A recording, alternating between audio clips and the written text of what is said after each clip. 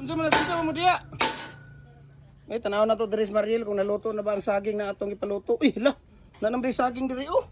Okay, nag-aso-aso pa. Okay. Nag-aso-aso pa man. Bi, tanaw na to diri bi kung unsa na yung mga nanghitabo diri. Halak ka. Agoy. Hala, naluto na rin na Mariel. Uy, halak ka. Kalami ba kayo sa saging?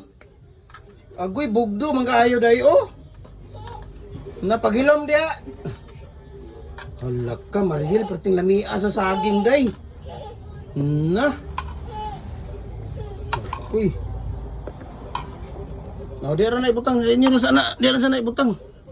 Kuara na. Di na sana nato ibutang. Halak ka kalami sa saging, oy. Na. Okay. Agay ginawa ko. Laki. Kaon tag saging, saging. Dami nating kukulamber ngayon, paldo-paldo tayo sa kukulamber. Okay. Ayun oh, nakoy leg boss nga gipalito. Leg boss. Pila na 300. Oh, leg boss ha. Fresh na fresh yan.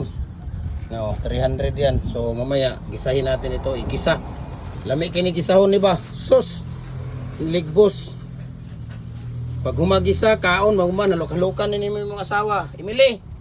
Na impas ka gid niya Emily pag human ni magluto ani. Magready-ready gyud ka lami ra ba kay ni leg boss oh. Puro as of now mga unta tag saging, ha? Ano saging oh? Anam na sila. Hoy, di ba mga saging?